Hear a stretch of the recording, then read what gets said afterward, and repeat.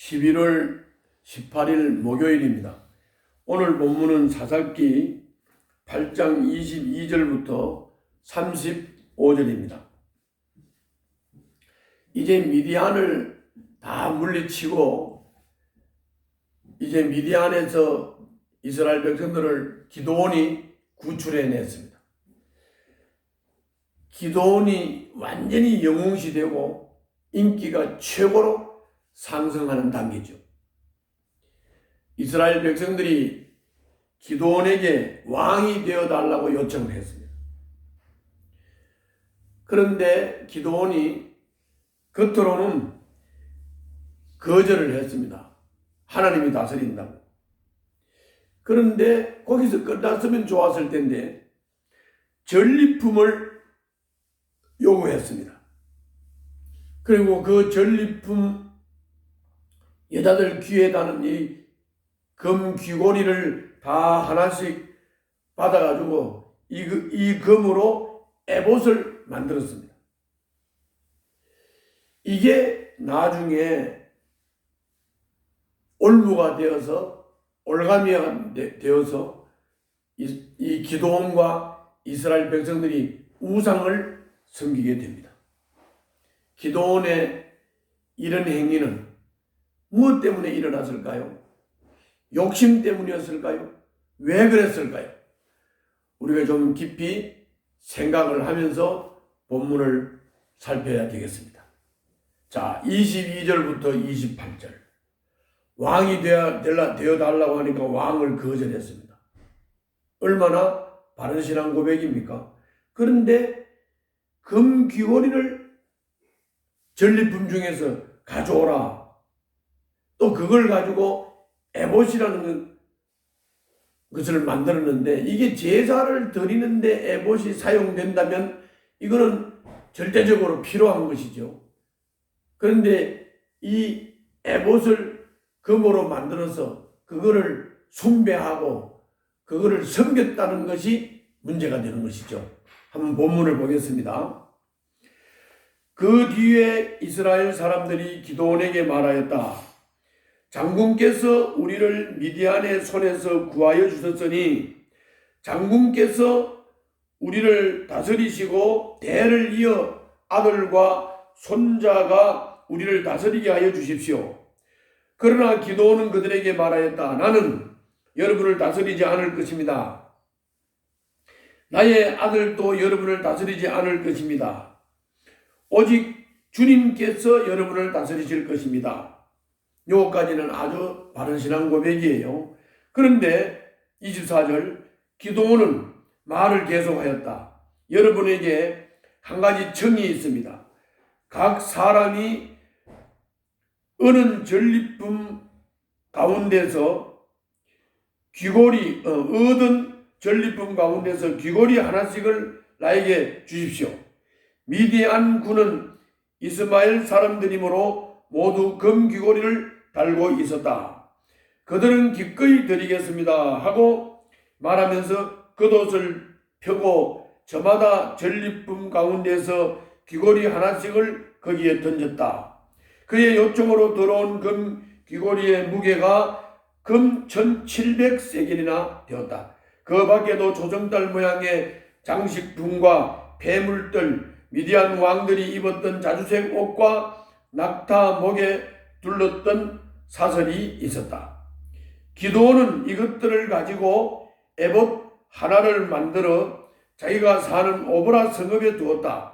그러자 온 이스라엘이 그곳에서 그것을 엄연하게 섬겨서 그것이 기드온과 그 집안의 올가미가 되었다. 이와 같이 하여 미디안은 이스라엘 사람에게 복종하게 되었고 다시는 고개를 들지 못하였다. 기드온이 사는 40년 동안 그 땅은 전쟁이 없이 평온하였다.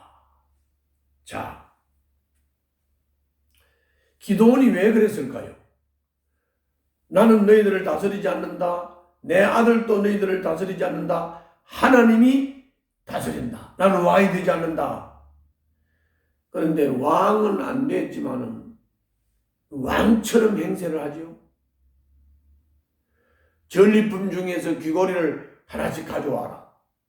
그래서 그걸 또 에봇을 만들므로써 이스라엘 백성들에게 우상을 섬기는 올가미를 만들어 놨죠. 왜 기드온이 그랬을까요? 기드온은 주님이 왕이다 이렇게 고백을 하며 왕의 자리를 거절을 했지만 왕의 삶은 거절하지 않았습니다. 바른 지식이 아니라 헛된 욕망이 그의 삶을 지배했습니다. 기드온의 욕망은 훗날 그의 가족과 이스라엘 백성의 올가미가 되었습니다. 여러분, 이 말씀을 보시면서 나도 기드온처럼 내가 믿음을 고백하는 거하고 내가 삶을 사는 거하고 일치하지 않는 이런 부분이 없습니까? 삶을 말씀에서 멀어지게 하는 내 삶의 올가미, 오늘 기드온이 만든 에봇 같은 이런 것이 혹시 내 삶에 없습니까? 잘 한번 점검해 보시기를 바랍니다. 다음은 29절부터 35절입니다. 여기 29절부터 35절에는 이 기드온이 아내가 많았다. 그래서 아들이 70명이나 됐다. 그리고는 기드온은 잘 살다가 죽어서 오보라에 모셨다. 그런데 그 다음이 문제지요. 이 에봇을 만들었던 것 때문에 다시 원위치가 돼가지고 우상 숭배하는 자리로 백성들이 다 들어갔습니다. 하나님을 잊어버렸습니다.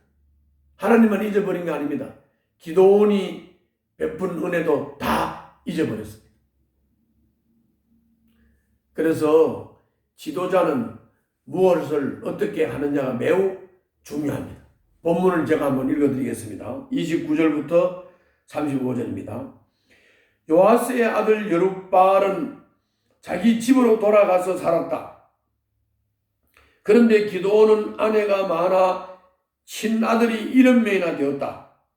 또 세겜에 있는 첩과의 사이에서 아들이 하나 태어났는데 그 아들에게는 아비멜렉이라는 이름을 지어주었다. 요아스의 아들 기드온은 나이가 많을 때까지 잘 살다가 죽어서 아비에셀 사람의 땅 오보라에 있는 그의 아버지 요아스의 무덤에 묻혔다. 기드온이 죽으니 이스라엘 자손이 다시 바알들을 음란하게 섬기고 바알브릿을 자기들의 신으로 삼았다. 이스라엘 자손은 주위의 모든 적으로부터 자기들을 건져내신 주 하나님을 기억하지 않았다. 또 여룹바알이라고도 하는 기드온이 이스라엘에게 선을 베풀었지만 아무도 그 가족에게 은혜를 갚지 않았다. 이스라엘 백성들은 이와 같이 반복적으로 악을 행하고 우상을 섬기고 죄를 범했습니다. 이게 인간의 본질입니다. 인간은 완전히 타락한 존재입니다. 그냥 내버려 두면 타락한 채로 아무렇게나 살다가 지옥으로 갈 수밖에 없는 존재들입니다. 그러므로 인간의 본질을 잘 깨닫고 순간순간 인간의 올가미가 되는 이 자기 욕심에 이끌려서 뭘 결정하거나 뭘 만들지 말아야 됩니다.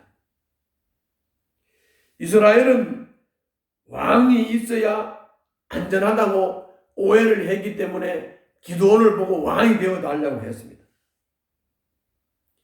그리고 에봇에 절하는 것이 복받는 길이라고 착각을 해서 에봇을 우상 삼아서 섬겼습니다.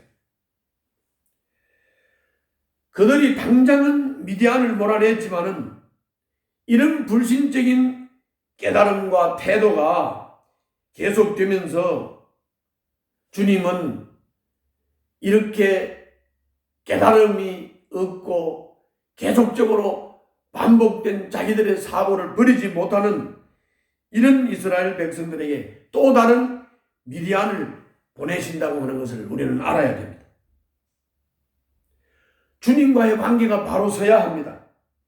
주님과의 관계가 바로 서지 못하면 사람의 모든 수고는 다 헛된 것입니다.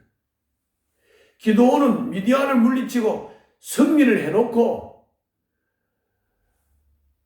에봇을 전리품으로 만든 것 때문에 후손들이 다 제자리로 본위치로 우상 숭배의 자리로 돌아가게 만들었습니다.